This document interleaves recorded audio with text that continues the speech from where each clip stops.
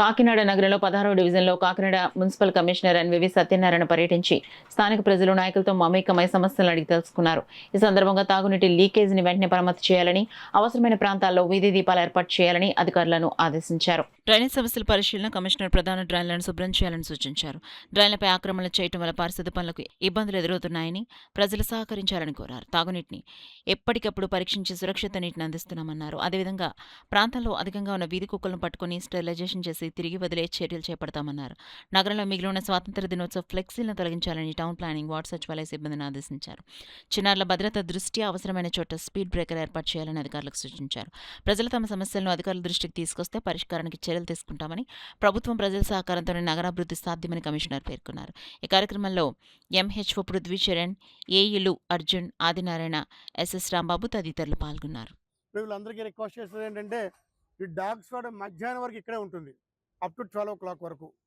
ఇప్పుడు ఎవరైతే ఇక్కడ ఉన్నారో ప్రజలంతా ఉన్నారో, మనకి డాగ్స్ ఉన్న ప్రాంతాన్ని మనం చూపించినట్టయితే ఆ డాగ్స్ అన్నీ కూడా మనం క్యాచ్ చేసి తీసుకెళ్ళి మళ్ళీ వాటికి స్టెరిలైజ్ చేసి ఆపరేషన్ చేసి మళ్ళీ వాటికి ప్రజలకు ఏ విధంగా ఇబ్బంది లేకుండా మనం చేస్తాము.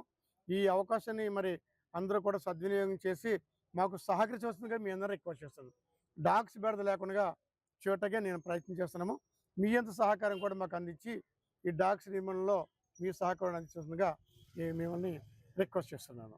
అదేవిధంగా ఇక్కడ మనకి సిటీ ఎంట్రన్స్లో ఈ ఫ్లెక్సీలు కొన్ని పెట్టారు.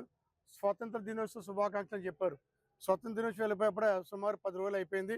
ఇంకా మరి ఫ్లెక్సీలు కొంతమంది ఉంచారు, తీసేయమని చెప్పినప్పుడు town planning officer they are doing that work. అదేవిధంగా వార్డు సచివాలయంలో ఉన్న మన సెక్రటరీస్ మీ పరిధిలో ఉన్న ఫ్లెక్సీని తొలగించవలసిన బాధ్యత మీదని చెప్పాము. మరి ఇంకా కూడా ఎక్కడైతే ఉందో వారిని కన్సర్న్ బాధ్యత చేస్తూ వాళ్ళపైన తగిన చర్య కూడా తీసుకుంటామని అందరికీ తెలియజేయడం జరుగుతుంది. ముఖ్యంగా సిబ్బంది సహకరించాల్సిందిగా నేను కోరుచున్నానండి. అట్లాగే మనకి ఒక రోడ్డు ఇక్కడ స్పీడ్ బ్రేకర్ అడిగారు.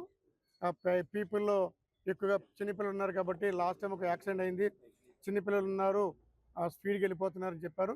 ఇక్కడ కూడా ఒక స్పీడ్ బ్రేకరు మనకి డిఈ గారికి ఏమని చెప్పాం, you can do that things. ఇక అందరికీ లాస్ట్గా చెప్పేది ఏంటంటే, ఏదైనా ఇష్యూ ఉన్నట్లయితే మా దృష్టికి తీసుకురండి, డెఫినెట్గా మేము పరిష్కరిస్తాము. అందుకోసం ప్రజలందరూ కూడా, ప్రజలు అధికారులు అంటే ప్రభుత్వం కలిస్తేనే మనం ఏదైనా సమస్య పరిష్కరించుకోవచ్చు. కాబట్టి మీరంతా కూడా సహకరించాల్సిందిగా మీ అందరినీ కోరుచున్నాను. ఇంకొకటి ఏంటంటే, మనకి ప్లాంటేషన్ కూడా మనం చేస్తున్నాము. మెయిన్ మనకి భానుగుడి దగ్గర ప్లాంటేషన్ చేసాము. అదేవిధంగా కొండేపల్లి వచ్చి కూడా ప్లాంటేషన్ చేసాము. ఇంకా కూడా రేపు త్వరలో మనకి రెడ్ క్రాస్ వారి సహకారంతో, జాయింట్ కలెక్టర్ గారి సహకారంతో మన ఇక్కడ కూడా ఎంఎస్ఎన్ చార్టీస్ దగ్గర కూడా త్వరలో మనం మొక్కలు నాటే కార్యక్రమం కూడా చేపడతాము.